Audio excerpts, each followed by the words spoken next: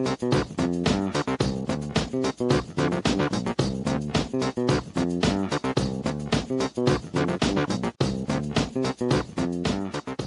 Everyone, welcome back to the channel.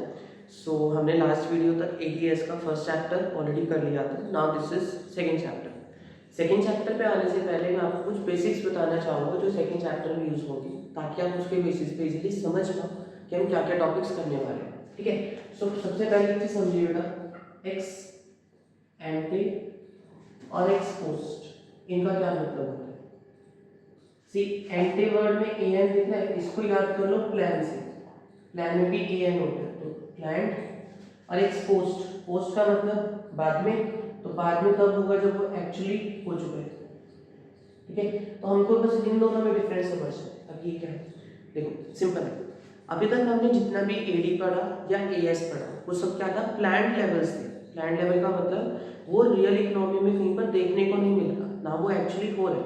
But the point is कि वो कभी होगा, पोटेंशियल है, एक्चुअल नहीं है। इट सिंपली इंप्लाइज कि हम जितना भी अपनी थ्योरी में पढ़ के चलते हैं वो सब कौन सा होता है, एक्स एंटे होता है, मतलब प्लान होता है। तो यहाँ से हम एक चीज ये समझ सकते हैं कि एक्स पोस्ट क्या होता है। बता दो। तो जब हमने एक एग्जाम पढ़ा था, क्या था वो एग्जाम, एग्जाम मतलब फैक्ट क्या था ये, one persons expenditure is another's income, है ना। अब ये कब होगा, जब एक्चुअल हो जाएगा। इसका मतलब अगर मिस्टर घनश्याम ने 100 रुपये खर्च किए, ये स्पेंड कर दिया, उसको खर्च कर दिया, तो सेम मिस्टर राधेश्याम है, ही विल अर्न ₹100। तो एक पर्सन का खर्चा दूसरे पर्सन की क्या बनती है, इनकम बनती है in a real economy. Which means कि जब भी एक्चुअल की बात की जाएगी तो ए बी हमेशा ए एस के क्या होगा, इक्वल, और एस आई के इक्वल होगा।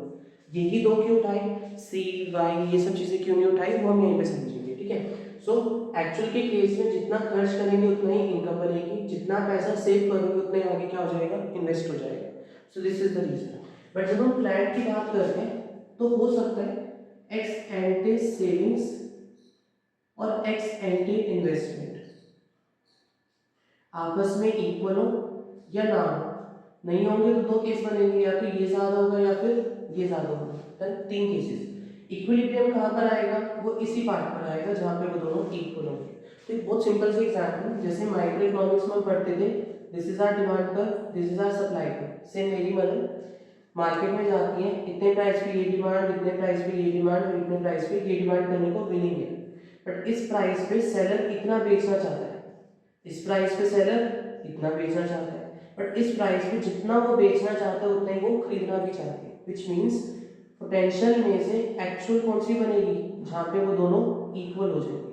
सेम यहाँ पर कि जब प्लान में से दोनों टर्म्स इक्वल हो जाएंगी, वही आपकी क्या बन जाती है, एक्चुअल बन जाती है। और उस पार्ट को क्या बोलते हैं, इफेक्टिव डिमांड बोल देते हैं, इफेक्टिव एग्रीगेट डिमांड। ठीक है, सो बेस्ड ऑन दिस यहां से क्वेश्चन आ रहा है, why ex ante savings are not equal to ex ante investment always, कि आपकी एक्स एंटी सेविंग्स हमेशा एक्स एंटी इन्वेस्टमेंट की इक्वल क्यों नहीं होती। तो उसके तीन रीजंस बनते हैं। पहला, सेविंग्स करने वाली पार्टी होती है हाउस होल्ड्स, और इन्वेस्टमेंट करने वाली पार्टी कौन सी होती है, फर्म्स। तो जब दोनों सेक्टर्स ही अलग अलग हैं तो दोनों का माइंडसेट, दोनों के ऑब्जेक्टिव्स, दोनों की पॉलिसीज क्या होंगी, अलग होंगी। हेंस इक्वल होना जरूरी नहीं है। दूसरा, सेविंग्स हमेशा इंस्टॉलमेंट्स में होती है, मतलब आप छोटी छोटी अमाउंट में पैसे को सेव करते हो, जबकि इन्वेस्टमेंट हमेशा किस में होती है, लमसम में होती है ना। तीसरा, सेविंग्स हमेशा अनसर्टेनिटी के लिए की जाती है कि फ्यूचर में आपको कभी जरूरत पड़ सकती है। बट इन्वेस्टमेंट के केस में क्या होता है, these are done for profit model. तो इन तीन रीजंस की वजह से जरूरी नहीं है कि सेविंग्स और इन्वेस्टमेंट्स हमेशा इक्वल होगी, बट तब एक्सेंट अगर एक्सपोज्ड है तो हमेशा इक्वल होगी। ठीक, सो ये बेसिक सा टॉपिक था। इसके बाद आगे बढ़ते हैं, अब चैप्टर को स्टार्ट करते हैं। This is very important chapter, इससे आपका बड़ा क्वेश्चन बनना बिल्कुल रेलेवेंट है।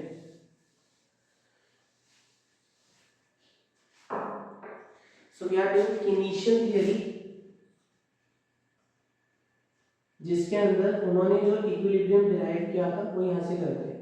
कीनीशियन बेटा जेएम कीन्स के लिए बोलते हैं, ये फाउंडर ऑफ या फादर ऑफ मैक्रो इकोनॉमिक्स बोल सकते हैं, क्योंकि इन्हीं की दी हुई पॉलिसीज, इन्हीं की दी हुई थियरीज, थीसिस के बेसिस पे हमने इसको डिराइव किया। राइट, सो यहाँ से स्टार्ट क्या होता है, जेएम कीन्स के थ्रू दी हुई कीनीशियन थ्योरी, जिसकी पहले कुछ अजम्पशंस है।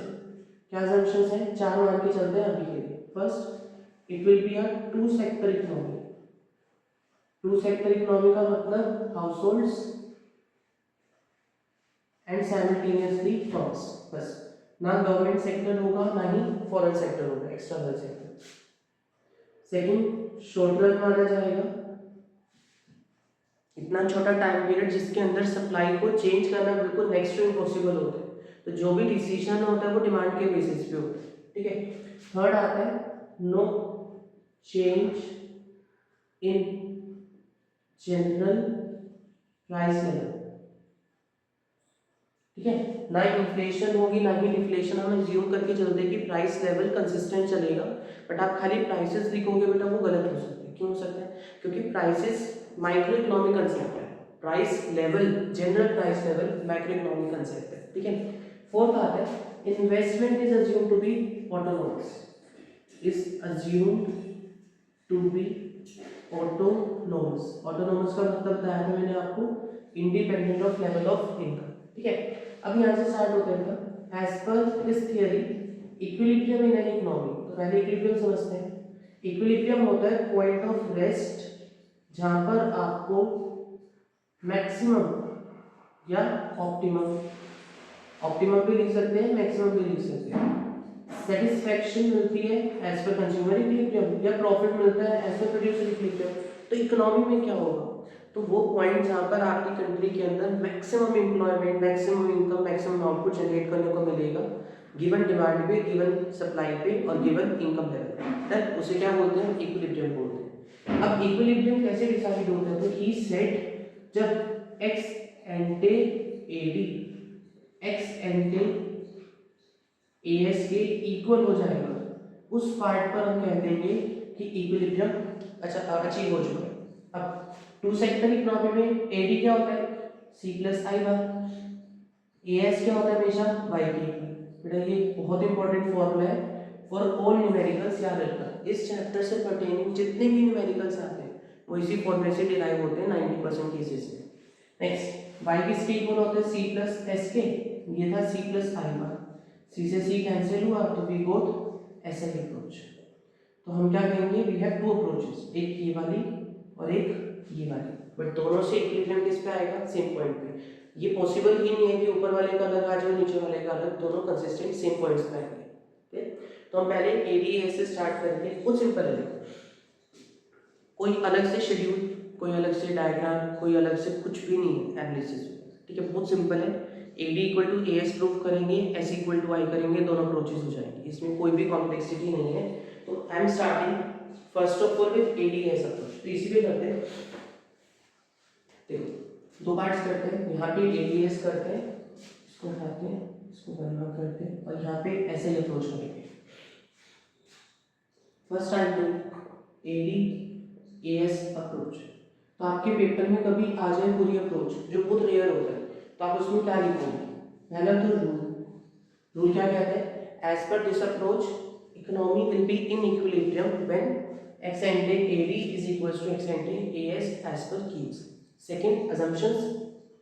थर्ड, शेड्यूल, जो हम बिल्कुल लास्ट में करेंगे ऐसे अप्रोच के बाद। फिर उसके बाद आपको फोर्थ बनाना है डायग्राम। फिफ्थ उसका मोर देन और लेस देन का एक्सप्लेनेशन। सिक्स्थ हो पाए टाइम है और 5 मार्क का क्वेश्चन है तो आप उसके अंदर एनालिसिस दे दो, अदरवाइज एनालिसिस की जरूरत नहीं है। ठीक है, बट इससे ज्यादातर क्या आता है, मोर देन और लेस देन 100% आता है। तो वहां से स्टार्ट करते हैं। रूल हो गया, शॉर्ट रन की असम्पशंस वी हैव डिस्कस्ड।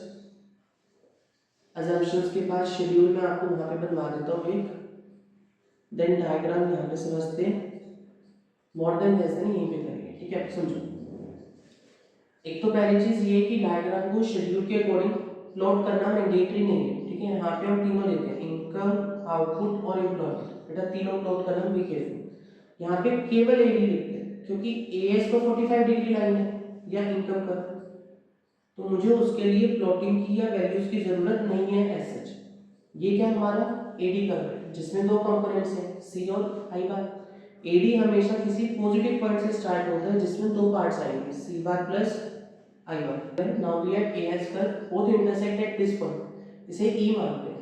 क्या बेटा ये ब्रेक इवन पॉइंट है? नहीं, ब्रेक इवन पॉइंट इंटरसेक्शन था कंजम्पशन कर्व और इनकम कर्व, जबकि ये क्या है इनकम कर्व और एडी कर्व, व्हिच मींस इसके अंदर आई बार भी इंक्लूसिव है। तो ये गलती से भी इसको ब्रेक इवन और उससे कंफ्यूज मत करना, ठीक है।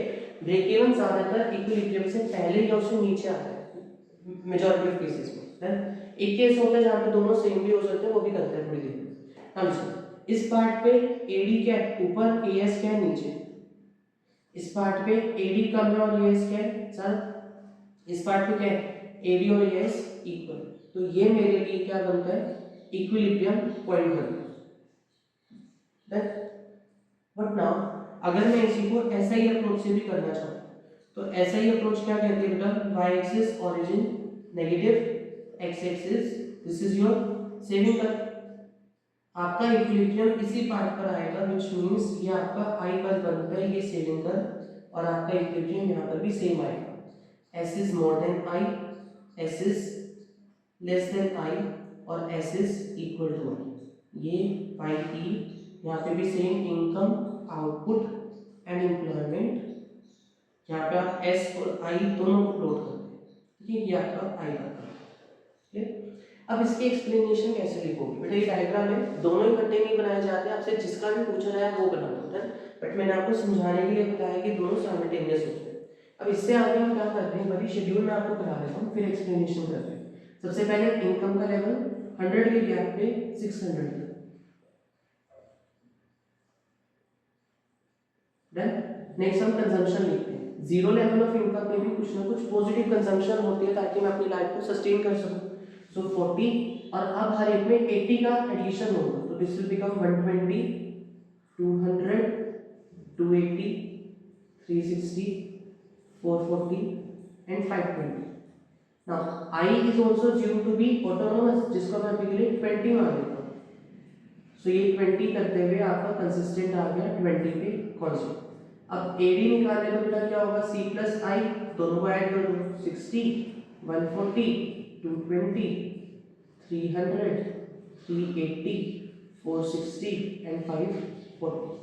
अगर AS निकाल ले तो AS तो हमेशा y के इक्वल होता है, तो सेम आएगा 0, 100, 200, 300, 400, 5 एंड 600। नेक्स्ट AD हो गया, AS हो गया, अब हमें S और चाहिए बस, बाकी तो सब हो गया है ना। S क्या होता है तो be very well know, y क्या होता है C प्लस S, तो S निकालने तो y में से C को माइनस, 0 में से 40 गए माइनस 40, 100 में से 120 गए माइनस 20, 0, 20, 40, 60 एंड 80।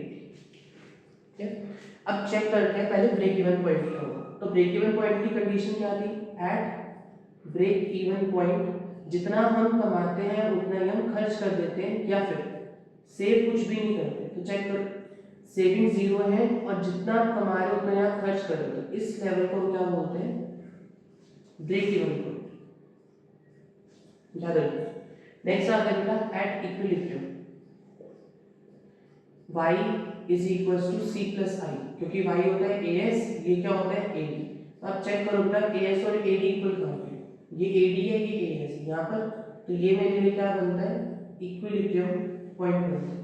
इसी पे क्या होना चाहिए s और i भी इक्वल होनी चाहिए। चेक करो, सेविंग्स है 20 की और इन्वेस्टमेंट भी कितने की है 20 की।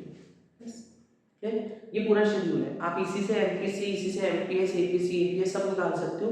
तो से फॉर एग्जांपल मैं एमपीसी निकालना चाहूँ तो एमपीसी क्या होता है change in C upon change in Y. तो फर्स्ट पे ब्लैंक आएगा क्योंकि मुझे इसके ऊपर की कंजम्पशन नहीं पता जिससे मैं चेंज निकाल सकूँ। नेक्स्ट में चेंज कितने का हो रहा है बेटा प्लस 80 डिवाइड बाय इनकम में चेंज कितने का है प्लस 100, तो दिस विल बिकम 0.8। आप चेक कर लो सब पे 0.8 आएगा। इसका रीजन मैंने बताया था, रियल इकोनॉमी में तो एमपीसी डिक्लाइन करता है बट हमारे एग्जांपल पे एमपीसी कांस्टेंट रहेगा क्योंकि हमने अज्यूम किया हुआ है कि हमारा स्ट्रेट लाइन कंजम्पशन कर्व है, मतलब लीनियर कंजम्पशन कर्व है जिसमें उसका स्लोप क्या रहेगा कांस्टेंट, हेंस एमपीसी 0.8 है। MPC 0.8 है तो MPS कितना होगा 1 माइनस MPC तो 0.2 आएगा। You may check APC will be C by Y, APS will be S by Y। आपको इसके अलावा कुछ भी इसमें निकालना नहीं होता, ठीक है। अब इसमें सबसे क्रूशियल पार्ट आता है 4 केसेस का। मैं आपको शेड्यूल समझाने के बाद डेरिवेशन बता चुका हूँ इसकी। अब एक चीज और याद रखना, हम शेड्यूल को एज इट इज प्लॉट कभी नहीं करते, आप अपने अकॉर्डिंग प्लॉट कीजिए। शेड्यूल बिल्कुल अलग कंसेप्ट है और ज्यादातर केसेस में जब आपको इक्विलिब्रियम अप्रोच एक्सप्लेन करनी आती है तो we generally do not explain the schedule as well, but हो सकता है क्वेश्चन में आपको गिवन हो तो आप वो पिक कर लो, अदरवाइज अलग से नहीं करते, ठीक है। अब ये 4 केसेस क्या है, 2 इसके अगर ये अप्रोच आते तो 100% लिखने, 2 इसके अगर ये अप्रोच आते तो 100% लिखने। अगर अप्रोचेस नहीं भी आ रहे तो ये 4 केसेस में से 2 इंडिविजुअली भी आपसे पूछ लेते हैं, तो याद ध्यान से करना। तो पहला केस लेते हैं अपन why equilibrium occurs only when AD and AS are equal. Equilibrium सिर्फ वहां पर क्यों होता है जहां पे AD और AS इक्वल होते हैं। तो इसके असम्पशन हम ये मानते हैं कि सपोज करते हैं अगर AD AS से ज्यादा, कौन से AD X एंड A, बेटा चारों X एंड A, ठीक है। अगर अभी के लिए मान लें कि AD AS से ज्यादा तो इक्विलिब्रियम आ जाएगा मेरा, अभी के लिए मान लें। अब बताओ AD AS से ज्यादा तो इसका मतलब ये वाला एरिया होगा, हम इस एरिया में इंक्लूड होंगे। ध्यान से सुनना, अगर AD AS से ज्यादा है तो मार्केट में डिमांड ज्यादा होगी और सप्लाई क्या होगी कम। तो खरीदने वाले ज्यादा खरीदना चाहेंगे और बेचने वाले है नहीं उनके पास, वो कम बेच पाएंगे। अब उससे क्या होगा, कभी भी प्रोड्यूसर ना अपना सारा बनाया हुआ सामान मार्केट में नहीं निकालता। इसका मतलब अगर घनश्याम जी ने 100 रुपए का सामान बनाया तो इसमें से वो क्या करेंगे, 2 हिस्से करेंगे। 80 रुपए की तो सप्लाई बांध देंगे, मतलब मार्केट में निकालेंगे, और 20 रुपए का स्टॉक रखेंगे। इस स्टॉक के भी 2 लेवल रखेंगे, एक मिनिमम लेवल और एक मैक्सिमम लेवल। इसका क्या मतलब है, जैसे ही मेरा स्टॉक धीरे धीरे कम होने लगेगा मिनिमम लेवल तक, तो मैं उसको वापस से बढ़ाने की कोशिश करूंगा, और जैसे ही वो मैक्सिमम लेवल तक पहुंच जाएगा हम उसको धीरे धीरे कम करना स्टार्ट कर देंगे, ठीक है। इन मिनिमम और मैक्सिमम लेवल्स को हम क्या बोलते हैं, डिजायर्ड लेवल्स बोलते हैं। डन, कि मेरी डिजायर ये है कि मैं इतने से इतने के बीच में स्टॉक को मेंटेन करूं। अब क्वेश्चन क्या आता है, देखो अगर मार्केट में खरीदने वाले ज्यादा खरीदना चाहते हैं बट हमारे पास इतना नहीं है, तो मेरा स्टॉक लेवल या इन्वेंट्री का लेवल कम होने लगेगा। इतना कम हो जाएगा कि वो डिजायर्ड लेवल से क्रॉस कर जाएगा और नीचे चला जाएगा। टू ब्रिंग इट बैक, उसको वापस से ऊपर लाने के लिए हम क्या करते हैं, करंट प्रोडक्शन को बढ़ा देते हैं। बेटा कहीं पे लिख लो अगर आपको लिखना है तो, ये बिल्कुल छोटा सा क्रक्स पॉइंट में आपको लिखवा रहा हूँ, जो लिखोगे इसी का रिवर्स नीचे चलेगा, कुछ भी नहीं। तो आप इसको लिख लो कहीं पे लिखना है तो, करंट प्रोडक्शन को बढ़ाते हैं। अगर करंट प्रोडक्शन बढ़ाओगे तो नए लोगों को हायर करोगे, क्योंकि प्रोडक्शन के लिए एम्प्लॉयज तो चाहिए। एम्प्लॉयमेंट बढ़ेगी तो इनकम भी बढ़ेगी, इनकम बढ़ेगी तो आउटपुट भी बढ़ जाएगा, है ना। अब ये तीनों केसेस देखना, अभी तुम किस एरिया में लाई कर रहे थे, इनकम भी बढ़ा दी, आउटपुट भी बढ़ा दी और एम्प्लॉयमेंट भी बढ़ा दी। जब तीनों बढ़ा रहे हो किस तरफ मूव कर रहे हैं, वाई की तरफ मूव कर रहे हैं, तब तक जब तक कि वाई या E is not established as equilibrium. तो पहला केस हमने क्या देखा कि यदि मान लेते हैं एक बार के लिए कि एडी मोर देन एएस पे इक्विलिब्रियम आ रहा है, उस सिचुएशन में भी हम रुक नहीं पा रहे, जबकि इक्विलिब्रियम क्या कहता है, पॉइंट ऑफ रेस्ट, रुक जाओ आगे नहीं जाना, है ना। लेकिन यहाँ पे पॉइंट क्या आता है, सेटिस्फैक्शन बोलते हैं इसको। सेटिस्फैक्शन ने कंज्यूमर के पॉइंट से समझाया था आपको, मैक्सिमम या ऑप्टिमम आपको एम्प्लॉयमेंट आउटपुट इनकम मिल जाए, ठीक है। तो पॉइंट यहाँ पे क्या आता है कि एडी मोर देन एएस के केस में आप रुक ही नहीं पा रहे, आप मजबूरी में कहाँ की तरफ बढ़ रहे हो, इधर की तरफ। इसका रिवर्स इधर से चलेगा, तो रिवर्स क्या कहता है, अगर ex ante AD ex ante AS से कम हो जाए तो डिमांड कम सप्लाई ज्यादा, स्टॉक लेवल या इन्वेंटरी का लेवल जरूरत से ज्यादा बढ़ने लगेगा, वो फिर से डिजायर्ड लेवल को क्या कर जाएगा, cross desired level. To bring it back, उसको वापस लाने के लिए करंट प्रोडक्शन को हम कम कर देंगे। अगर कम करेंगे तो एम्प्लॉइज को जो हायर किया था फायर करेंगे, FIRE होता है मतलब निकाल देंगे, इनकम भी कम करेंगे और आउटपुट भी कम कर देंगे। जब तीनों चीजें कम कर दी तो आप इधर से इधर की तरफ मूव करोगे, तो अगर आप AD लेस देन AS पे तो इधर, मोर देन पे तो इधर, तो जब दोनों से बीच में ही आ रहे हैं तो कहाँ पे आके रुकेंगे, जब तक कि E is not established as equilibrium, correct. Next part आते हैं, what happens if ex ante savings are more than ex ante investments. ये थोड़ा सा अलग सिंपल है वैसे। देखो y के दो हिस्से c और s, अगर मेरी इनकम गिवन है से 100 करोड़ की इनकम गिवन है, आपने ज्यादा प्लान कर लिया कि मैं सेव ज्यादा करूंगा, तो कंज्यूम क्या करना पड़ेगा मजबूरी में, कम। यहाँ से स्टार्ट करेंगे बस, आई को छोड़ो। अगर सेविंग ज्यादा है तो क्या लिखेंगे, सेविंग ज्यादा तो कंजम्पशन कम, आगे का सी। तो मार्केट में खरीदने वाले कम होंगे और बेचने वाले ज्यादा, जिसके कारण स्टॉक का लेवल बढ़ने लगेगा। अगर स्टॉक का लेवल बढ़ने लगेगा तो उसको वो क्या करेगा, क्रॉस कर जाएगा डिजायर्ड लेवल को, और डिजायर्ड लेवल को क्रॉस कर गया तो हम उसको वापस लाने के लिए to bring it back current production क्या कर देंगे, कम। तो एम्प्लॉयमेंट कम, आउटपुट कम और इनकम भी कम, तीनों चीजें कम हुई। एस मोर देन आई नहीं करते, तीनों कम किए तो आप धीरे धीरे कहाँ पे आ जाओगे, इस पार्ट पर आ जाओ। ठीक है, सिमिलरली लास्ट पार्ट है ये आपके लिए होमवर्क है। जैसे मैंने ऊपर वाले तीन लिखे आप इनको ऐसे लिख सकते हो, बट पेपर में ऐसे मत लिखना, पेपर में यूज वर्ड्स ताकि आप उनको प्रॉपर्ली एक्सप्लेन कर सको। This is all about equilibrium, इसमें कुछ भी टफ नहीं है। मैंने आपको एक टर्म बीच में बताई था, ये याद रखना, इफेक्टिव डिमांड बताई थी मैंने, I think I have written it somewhere, अभी मिस आउट हो गया, बट इफेक्टिव डिमांड इसी पार्ट को कहते हैं, वो डिमांड जो इफेक्ट में आ जाए क्योंकि एडी एएस के इक्वल था, इस वजह से उसको क्या बोलते हैं, इफेक्टिव डिमांड बोलते हैं। ठीक है, बाकी सारी तो पोटेंशियल है, ये एक्चुअल तभी बनेगी जब ये इफेक्ट में आएगी, तो इसलिए हम इसको इफेक्टिव एग्रीगेट डिमांड बोलते हैं। So this was all about this part particularly. Next पे चलते हैं इन्वेस्टमेंट मल्टीप्लायर। इसी के साथ अपने लास्ट टॉपिक पे चलते हैं, सेकंड चैप्टर की, दिस इज इन्वेस्टमेंट मल्टीप्लायर।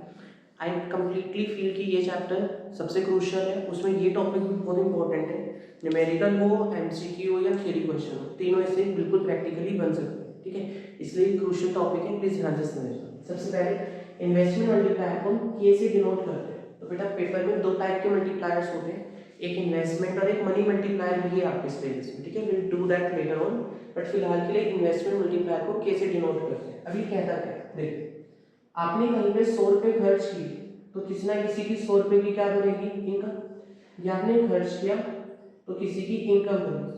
अब इनकम बनी तो उसके वो दो हिस्से करेगा, या तो कंज्यूम करेगा या सेव। सपोज 80 उसने खर्च कर दिया और 20 रुपए उसने सेव कर दिए, खर्च किए तो वापस किसी ना किसी की क्या बन गई, इनकम बन गई। फिर इनकम के दो हिस्से, कंजम्पशन और सेविंग, शेष में से 60 उसने कंज्यूम किए और 20 उसने फिर से क्या कर दिए, सेव। फिर कंजम्पशन की तो किसी ना किसी की क्या बनेगी बेटा, इनकम, इनकम के दो हिस्से, कंजम्पशन सेविंग, ये नेवर एंडिंग प्रोसेस है। अब ये क्या है, अगर ये खर्चा कंट्री की इन्वेस्टमेंट भी कर दो तो उससे जो इनकम जनरेट होती है 1 2 3 एंड सो ऑन, तो आप क्या देख रहे हो, 100 रुपए के खर्चे से कंट्री में कुछ मल्टीपल टाइम्स आपने इनकम जनरेट कर ली, इसी को हम क्या बोलते हैं, investment multiplier. It says change in income with respect to change in investment initially, इसे क्या बोलते हैं, इन्वेस्टमेंट मल्टीप्लायर। ठीक है, याद रखना। नाउ बेटा y के दो पार्ट्स होते हैं इक्विलिब्रियम में, c प्लस i। अच्छा, ये हमने अभी क्यों किया, क्योंकि केवल और केवल इक्विलिब्रियम पे पॉसिबल है। अब इक्विलिब्रियम पे होता क्या है, AD और AS आपस में इक्वल, AD के दो कंपोनेंट्स C और I, और AS क्या होता है, Y, व्हिच मींस Y और C प्लस I इक्वल होंगे। अब अगर मैं इसका चेंज देखना चाहूँ तो वो भी दो जगह पे आएगा, हमने दोनों तरफ चेंज इन Y से ही डिवाइड कर दिया, तो हमारे पास क्या बच गया, ये दोनों कैंसिल हो गए, बन change in C upon change in Y क्या होता है बेटा, MPC, और ये क्या है, change in I upon change in Y, इसको उधर जाके माइनस किया। अब बेटा ये और ये कुछ सिमिलर दिख रहे हैं, बट इसमें I ऊपर है इसमें I नीचे, तो इसको एक तरीके से क्या लिख लेते हैं, 1 बाय मल्टीप्लाई, दोनों तरफ रेसिप्रोकल क्या, तो हमें क्या मिल गया, 1 बाय 1 माइनस MPC, और 1 माइनस MPC क्या होता है, MPS। तो मल्टीप्लायर के तीन फॉर्मूलास हुए, 1 2 और 3, याद रखना।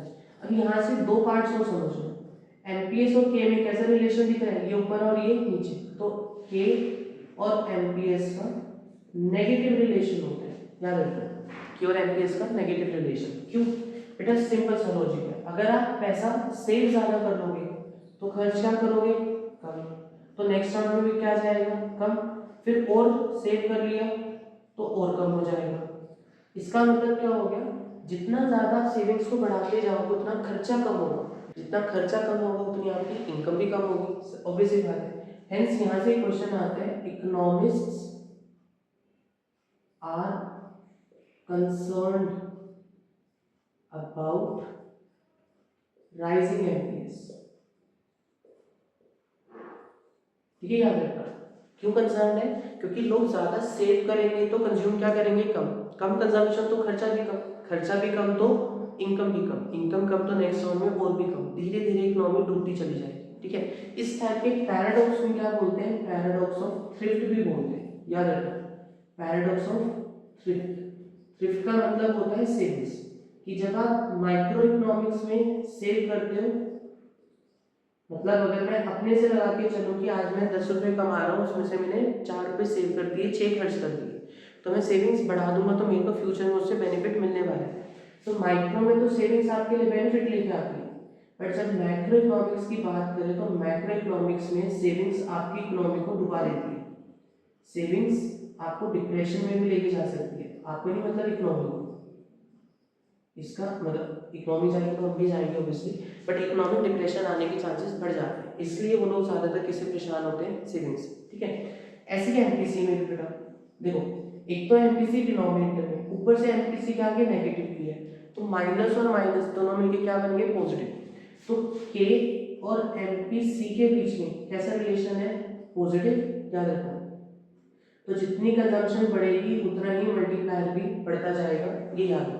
ठीक है, एक और चीज समझा देता हूँ बस यहाँ से बेटा, एमपीएस समझ लो, एमपीएस की रेंज क्या थी, 0 से 1। अब जब एमपीएस छोटा होगा तो के क्या होगा, इनवर्स रिलेशन की वजह से बहुत बड़ा, तो यहाँ से क्या बना, अगर एमपीएस 0 हो गया तो के कितना होगा, 1/0 मतलब इंफिनिटी, और अगर एमपीएस बहुत बड़ा मतलब मैक्सिमम 1 हो गया तो के कितना हो गया, 1/1 मतलब 1। तो हमने देखा के की जो रेंज है वो 1 से लेकर इंफिनिटी आ गई। इंफिनिटी पे बेटा हमेशा ओपन ब्रैकेट लगता है। ठीक है, तो कभी भी आपसे पूछा जाए मल्टीप्लायर की वैल्यू कहाँ से कहाँ तक होती है, तो इट इज ऑलवेज फ्रॉम 1 से लेके इंफिनिटी, याद रखना। It is never less than 1। हम लोग गलती से 0 लिख देते हैं या नेगेटिव लिख देते हैं, ये नहीं होता, कि हमेशा क्या होता है, 1 से लेके इंफिनिटी होता है। ठीक है, याद रखना। अब स्टार्ट करते हैं होता क्या। तो सबसे पहले इन्वेस्टमेंट मल्टीप्लायर एक चीज समझ लेना बेटा प्लीज ध्यान से, कि इन्वेस्टमेंट मल्टीप्लायर एक अजम्पशन पे नहीं, एक फैक्ट पे चलता है कि एक पर्सन का खर्चा दूसरे पर्सन की क्या बनेगी, इनकम। इसी बेसिस पे मैंने आपको अज्यूम करने के लिए कहा कि से पहले राउंड में आपने 500 इजी कर दिया था, 100 करोड़ इन्वेस्ट कर दिए कहीं, 100 करोड़ का खर्चा किया, तो साइमल्टेनियस क्या बन गई, किसी ना किसी की इनकम। इस इनकम में से दूसरी अजम्पशन ली कि एमपीएस 10% है, मतलब 0.1 है। तो 100 करोड़ का खर्चा, एक अजम्पशन ये और एक अजम्पशन ये। अब प्रोसेस देखते हैं, खर्चा 100 का हुआ तो इनकम भी 100, जिसमें से या तो आप कंज्यूम करोगे या फिर आप सेव करोगे। 100 करोड़ की इनकम हुई जिसका 10% सेव में, बाकी का 90% कंजम्पशन है। सेकेंड राउंड, आपने जितना कंज्यूम किया उतना क्या कर दोगे, खर्च। खर्च किया तो किसी ना किसी की इनकम बनी जिसका 10% सेव और बाकी का 90% कंज्यूम, फिर किसी ना किसी की इनकम बनी थर्ड राउंड में, और ये प्रोसेस चलता जाएगा।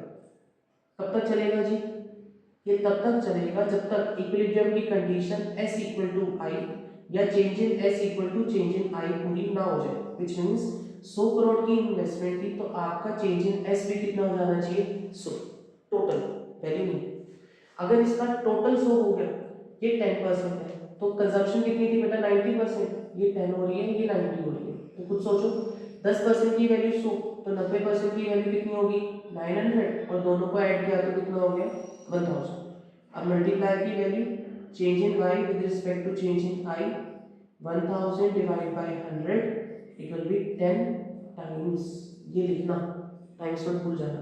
वेरीफाई करें, 1 बाय एमपीएस चेक करते हैं, तो 1 बाय 10%, परसेंट ऊपर गया तो मेरा इससे कितना आ रहा है, 10 टाइम्स, बस ये मल्टीप्लायर है। तो अगर हम इसको ट्रायगोनोमेट्रिकली भी देखें तो क्या बनता है, y axis origin x axis, this was our as curve या y कर्व, ये ए बी कर्व का जिसमें दो पार्ट्स है सी और आई है। अज्यूम करते हैं आपने इन्वेस्टमेंट बढ़ा दी C plus I plus change in I से, ठीक है। अब पहला इक्विलिब्रियम यहाँ था, नया इक्विलिब्रियम यहाँ पे आया, इससे इनकम ये थी, इससे इनकम क्या बन गई फाइव। देखो सिर्फ इतने से चेंज इन आई से आपने इतनी ज्यादा चेंज इन वाई को इंक्रीज कर दिया। ये जो चेंज है विद रिस्पेक्ट टू ये चेंज क्या कहलाता है, मल्टीप्लाई। अब यहाँ से आपके लिए दो कोर्स क्वेश्चन है बेटा। पहला, multiplier is a double edged sword, मतलब कि जो मल्टीप्लायर है वो एक दो धारी तलवार है, कमेंट। तो ये जायज है, मैं आपको एक बार जस्ट हिंट दे रहा हूँ, अपने आप प्रिपेयर करना है इसको प्लीज। डबल एज स्वॉर्ड का मतलब होता है दो धारी तलवार, इधर भी चलाओगे तो चलेगी और पीछे चला दोगे तो भी चल जाएगी। इसका मतलब ये हुआ अगर इन्वेस्टमेंट पॉजिटिव की जगह नेगेटिव हो जाए, आप प्लान करें कि मैं 600 करोड़ इन्वेस्ट करूंगा तो उससे आपने 6000 करोड़ की इन्वेस्टमेंट इनकम बढ़ाने का सोच लिया। अगर आप ये प्लान कर लो कि मैं 100 करोड़ से इन्वेस्टमेंट को कम कर दूंगा तो उससे क्या हो जाएगी, इनकम भी टोटल राउंड्स में कम हो जाएगी। तो ये क्या चलता है, रिवर्स डायरेक्शन में भी चल सकता है, विच मीन्स अगर इन्वेस्टमेंट कम हो गई तो आपकी इनकम भी कुछ मल्टीपल टाइम्स क्या हो जाएगी, कम। अब इससे ये मत सोचना कि मल्टीप्लाई की वैल्यू भी नेगेटिव होगी, नहीं। क्यों, अगर -1000 को -100 से डिवाइड करूंगा तब भी वैल्यू क्या रहेगी, पॉजिटिव। क्यों, रेंज तो यही है हमारी, इससे ना नीचे जाएगी इससे ना ऊपर जाएगी, ठीक है। दूसरा क्वेश्चन, क्या break even point and equilibrium point lie on same income level, क्या ये हो सकता है, बिल्कुल हो सकता है।